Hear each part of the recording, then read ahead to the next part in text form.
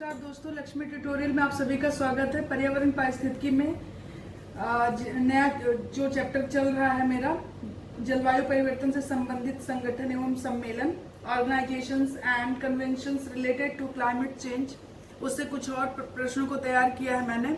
बहुत ज़्यादा इम्पोर्टेंट है, तो चलिए शुरू करते हैं। पहला कथन है, ADP एक सहायक निकाय है जिसकी स्थापना COP17 में दिसंबर 2011 में हुई थी। दूसरा है, इसको एक प्रोटोकॉल का विकास करना था। किसे? ADP को, जो एक अन्य कानूनी उपकरण के अंतर्गत कानूनी बाध्यता युक्त एक सहमतिपूर्ण परिणाम था। तीसरा है, इसका विकास वर्ष 2015 के पहले तक पूरा कर लेना था। इसका विकास वर्ष 2015 के पहले तक पूरा कर लेना था ताकि COP21, COP21 तक इसे अपना लिया जाए। यह 2020 से प्रभावी एवं क्रियान्वित हो सके।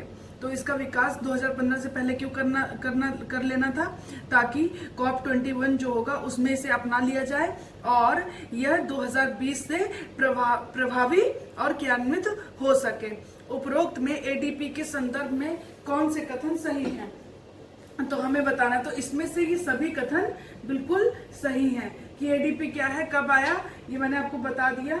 कि ADP है क्या कि ad hoc working group on the Durban platform for enhanced action. तो चलिए अगले प्रश्न पे चलते हैं। ये हमने ADP के बारे में देख लिया, एक सहायक निकाय है जिसकी स्थापना COP17 दिसंबर 2011 में हुई थी। अगला है, निम्नलिखित में सत्य कथन का विचार करें।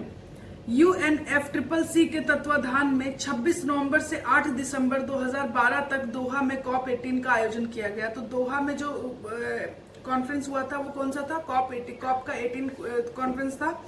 कॉन्फ्रेंस ऑफ पार्टीज का 18 था आयोजन, और ये UNFCCC के तत्वाधान में 26 नवंबर से 18 दिसंबर 2012 तक चला।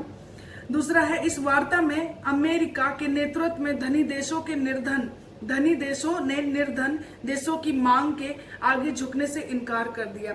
इसमें जो वार्ता हुई, जो बातें हुई, तो इसमें क्या हुआ, जो अमेरिका के नेतृत्व में क्या हुआ, जो धनी देश थे उन्होंने जो ये निर्धन देश हैं उनकी मांग को आगे, उनकी जो मांगे थी उनके आगे झुकने से इनकार कर दिया। क्यों? क्योंकि उनकी मांगे ये थी कि वे वैश्विक तापन की समस्या से पृथ्वी को बचाने हेतु ज्यादा जिम्मेदारी निभाएं। तो जो ये निर्धन देश थे, ये क्या बोल रहे थे कि ये जो धनी देश हैं वो ये जो ग्लोबल वार्मिंग है उसकी समस्या से पृथ्वी को बचाने के लिए ज्यादा जिम्मेदारियां निभाएं। इस मांग को मानने से जो ये धनी देश है इन लोगों ने मना कर दिया। तो ये दोनों ही कथन बिल्कुल सही है। हमने देखा कि UNFCCC के तत्वाधान में 26 नवंबर से 8 दिसंबर तक दोहा में COP का 18 कॉन्फ्रेंस हुआ, और इसमें अमेरिका के नेतृत्व में धनी देशों ने निर्धन देशों की मांग, जो कि ये थी कि वैश्विक तापन की समस्या से निपटने में वो ज्यादा जिम्मेदारी निभाए, मांगने से इनकार कर दिया। तो ये दोनों कथन थे, दोनों कथन बिल्कुल सही है। तो हमने ये देखा। आगे देखते हैं हम अगला प्रश्न। निम्नलिखित कथनों पर विचार कीजिए। तो पहला है, यह विकासशील देशों में राष्ट्रीय स्तर ग्रीन हाउस गैसों के उत्सर्जन को कम करने की प्रतिबद्धता के रूप में नीतियों और कार्यों का एक सेट है। ये पहला कथन है कि ये कथन दिए गए हैं, हमें बताना है किसके संदर्भ में। तो पहला कथन यही है कि ये है क्या कि विकासशील देशों में राष्ट्रीय स्तर पर ग्रीन हाउस गैसों के जो उत्सर्जन होते हैं उसको कम करने की प्रतिबद्धता के रूप में नीतियां, जो पॉलिसीज होती हैं और जो वर्क होते हैं उनका एक सेट तैयार करें। दूसरा है, इसकी स्थापना UNFCCC के सचिवालय द्वारा एक वेब आधारित प्लेटफॉर्म की तरह की गई, जिस पर देश राष्ट्रीय स्तर पर किए गए उत्सर्जन शमन कार्यों का विवरण दे सकेंगे ताकि उचित वित्तीय तकनीकी सहायता प्रदान की जा सके। तो ये किसके संदर्भ में कथन है?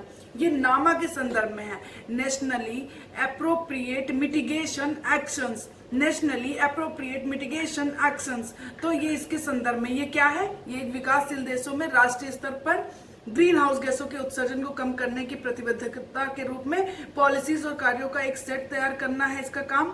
और इसकी स्थापना UNFCCC के सचिवालय द्वारा की गई, जो ये जो नामा है ये वेब आधारित प्लेटफॉर्म की तरह कार्य करता है, जिस पर क्या होता है कि जो राष्ट्रीय स्तर पर किए गए जो उत्सर्जन होते हैं, जो शमन होते हैं, उनका विवरण दिया जा सके और इसका विवरण दे सकेंगे। अगर उचित विवरण दे सकेंगे तो क्या होगा, उचित वित्तीय तकनीकी सहायता प्रदान की जा सकेगी। तो ये नामा के संदर्भ में दोनों कथन थे। नेशनली एप्रोप्रिएट मिटिगेशन एक्शन इसका फुल फॉर्म है। चलिए अगला देखते हैं।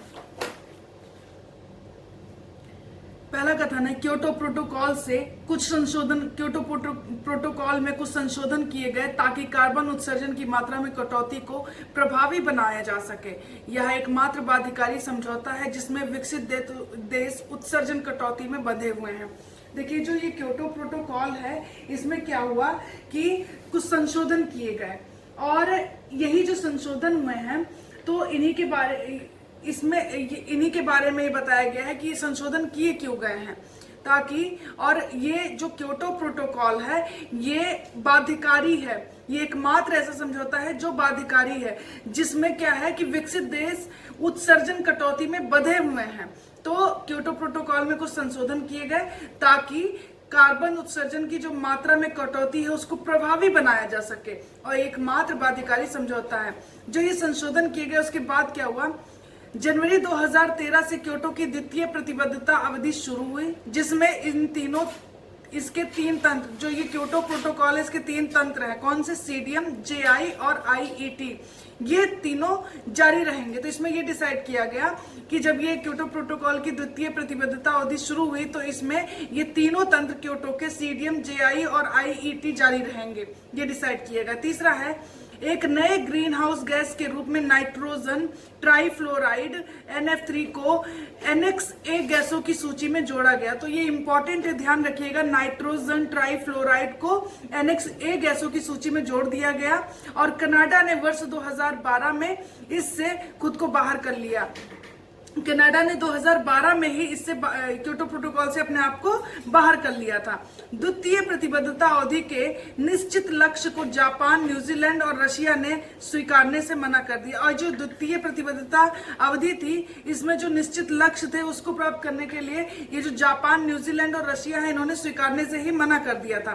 चौथा अगला है कि इस सम्मेलन द्वारा सोंगडो, जो कि GCF ग्रीन क्लाइमेट फंड का जो ये है हेडक्वार्टर है, तो ये सोंगडो को ही GCF का मेजबान बनाया गया यानी होस्ट बनाया गया तथा अल्पकालिक अवधि हेतु UNEP द्वारा संचालित संघ CTC की मेजबानी करेगा और CTC तथा इसकी सहयोगी CTCN UNFCCC के तकनीकी तंत्र हैं। तो ये सभी कथन थे और क्योटो प्रोटोकॉल में हुए संशोधन के संदर्भ में सत्य क्या है, ये सभी कथन बिल्कुल सत्य हैं कि क्योटो प्रोटोकॉल में कुछ संशोधन किए गए। क्यों किए गए? ताकि जो कार्बन उत्सर्जन की जो मात्रा है उसकी कटौती को और प्रभावी बनाया जा सके। और ये जो क्योटो प्रोटोकॉल है ये एकमात्र बाध्यकारी समझौता है जिसमें विकसित देश उत्सर्जन कटौती में बंधे हुए हैं।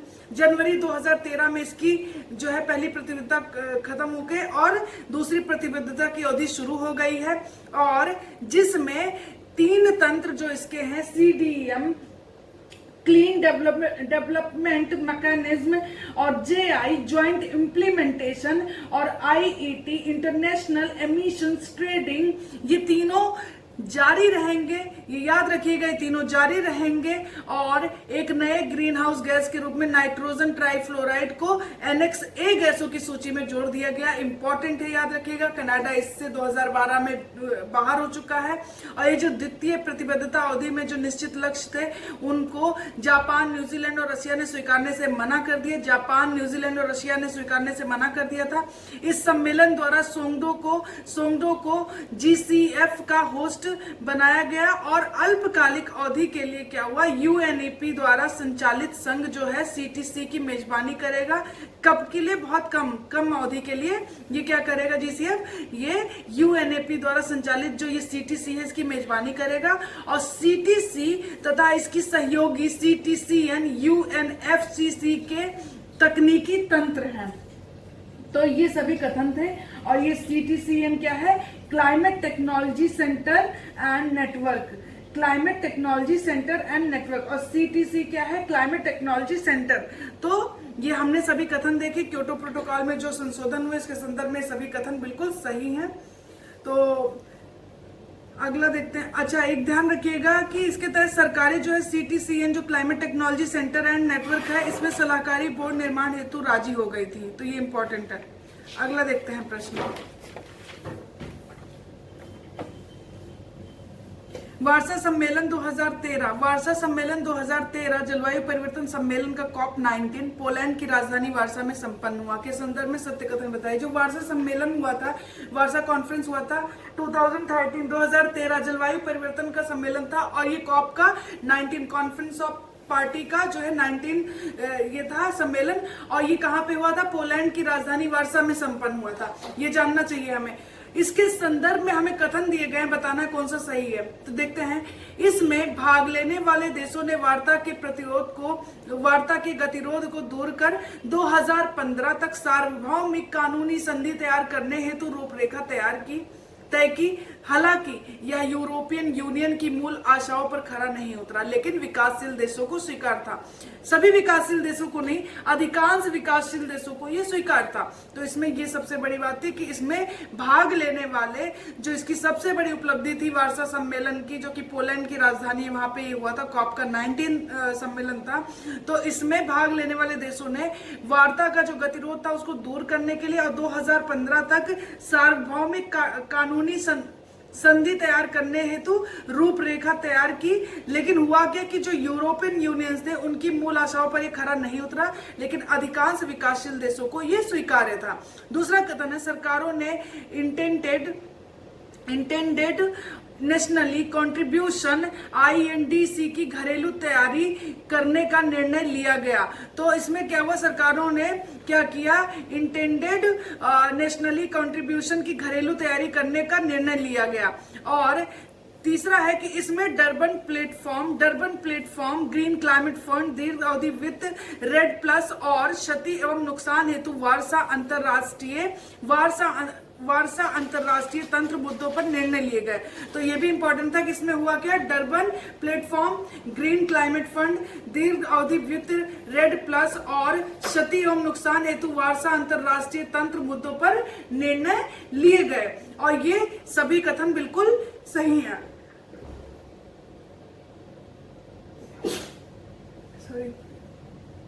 अगला है, निम्नलिखित कथनों पर विचार करें। रेड प्लस UNFCCC के अंतर्गत परिभाषित एक तंत्र है। जानना चाहिए, बहुत इंपॉर्टेंट है कि जो रेड प्लस है ये क्या है? UNFCCC के अंतर्गत एक परिभाषित तंत्र है जो विकासशील देशों को निर्वनीकरण एवं वन निम्नीकरण में कमी द्वारा उसके उत्सर्जन कटौती के लिए पुरस्कृत करता है। ये पहला कथन है। दूसरा है, यूनाइटेड नेशन रेड UN-रेड कार्यक्रम सीधे तौर पर रेड प्लस तंत्र से नहीं जुड़ा है।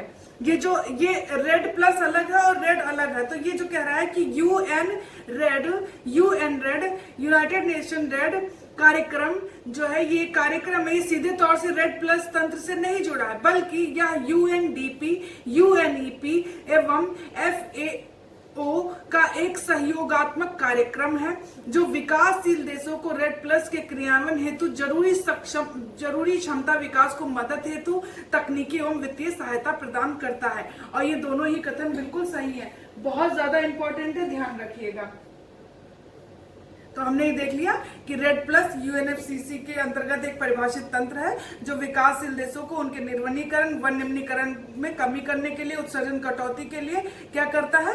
पुरस्कृत करता है। और यूनाइटेड नेशन रेड क्या है? कार्यक्रम सीधे तौर से रेड प्लस से नहीं जुड़ा है, बल्कि ये UNDP, UNEP, FAO का एक सहयोगात्मक कार्यक्रम है जो विकासशील देशों को रेड प्लस के क्रियान्वयन हेतु क्या करता है? जरूरी क्षमता विकास में मदद के लिए तकनीकी और वित्तीय सहायता प्रदान करता है। यूनाइटेड नेशन रेड प्लस कार्यक्रम के बारे में ये हमने देख लिया और रेड प्लस के देख लिया। चलिए अगला प्रश्न देखते हैं हम। अगला और आखिरी प्रश्न देखते हैं। रेड जहां सिर्फ जहां सिर्फ विकासशील देशों द्वारा उनके वन संसाधनों के बेहतर प्रबंधन एवं बचाव करने हेतु प्रोत्साहन राशि तक सीमित है, वहीं रेड प्लस न सिर्फ निर्वनीकरण एवं वन निम्नीकरण को देखता है बल्कि वनों के संरक्षण, संपोषणीय प्रबंधन एवं वन कार्बन भंडार के सकारात्मक तत्वों हेतु प्रोत्साहन राशि देता है। तो ये रेड और रेड प्लस में मैंने डिफरेंस बता दिया। दूसरा है रेड प्लस कार्यक्रम के अंतर्गत वनों में संचित कार्बन का मौद्रिक मूल्य आंका जाता है। रेड प्लस कार्यक्रम के अंतर्गत वनों में संचित कार्बन का मौद्रिक मूल्य आंका जाता है और उतने मूल्य की कल्याणकारी योजनाएं या प्रत्यक्ष लाभ देने का प्रावधान किया जाता है। ये दूसरा कथन है, मोस्ट इंपॉर्टेंट है। रेड प्लस वनों की कटाई और निम्नीकरण पर बाध्यकारी प्रतिबंध लगाने की बजाय स्वयं नियंत्रण लगाने की व्यवस्था करता है। ये क्या करता है कि जो वनों की कटाई और निम्नीकरण होता है उस पर बाध्यकारी प्रबंधन नहीं लगाता बल्कि उनके स्वयं नियंत्रण लगाने की व्यवस्था करता है। दूसरा है रेड प्लस दृष्टिकोण के द्वारा आजीविका संवर्धन, जैव विविधता संरक्षण और खाद्य सुरक्षा सेवाओं जैसे महत्वपूर्ण लाभ प्राप्त होते हैं। तो रेड प्लस दृष्टिकोण के द्वारा क्या होता है, आजीविका संवर्धन, जैव विविधता संरक्षण और खाद्य सुरक्षा सेवाओं जैसे महत्वपूर्ण लाभ भी प्राप्त होते हैं। और ये सभी कथन बिल्कुल सही हैं। और हमने देख लिया कि ये रेड प्लस क्या था, इसके अंतर को हमने देख लिया। हुआ कि अच्छा ये जो रेड प्लस है ये क्या करता है, थोड़ा सा मैं बता दूं कि गुणवत्ता संवर्धन और वन आवरण का संवर्धन भी इसमें शामिल है रेड प्लस में। तो ये जो वन आवरण का संवर्धन भी शामिल है, इसमें क्या क्या चीजें बता देती है।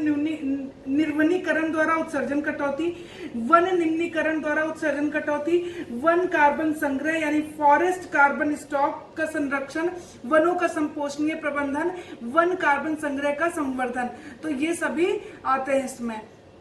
तो हमने देख लिया। और रेड प्लस क्या करता है, विकास जो ये रेड प्लस है उसके अंतर्गत क्या क्या देता है, अगर कोई विकासशील देश अपने वनों का बेहतर प्रबंधन और वन संसाधनों का विवेकपूर्ण उपयोग करेगा तो उसे क्या किया जाएगा कि उसे विश्व की औसत जैव विविधता की रक्षा के साथ साथ जलवायु परिवर्तन की चुनौतियों से निपटने में भी सहायता मिलेगी और उसके लिए उन्हें विकसित देशों और अंतरराष्ट्रीय संगठनों से वित्तीय और तकनीकी सहायता भी मिलेगी। तो ये लाभ होता है। तो हमने ये देखा रेड प्लस के बारे में और रेड के बारे में देख लिया। तो आज के लिए इतना ही। Thank you so much. अगर आपको वीडियो अच्छी लगती है तो प्लीज लाइक और सब्सक्राइब करें। Thank you.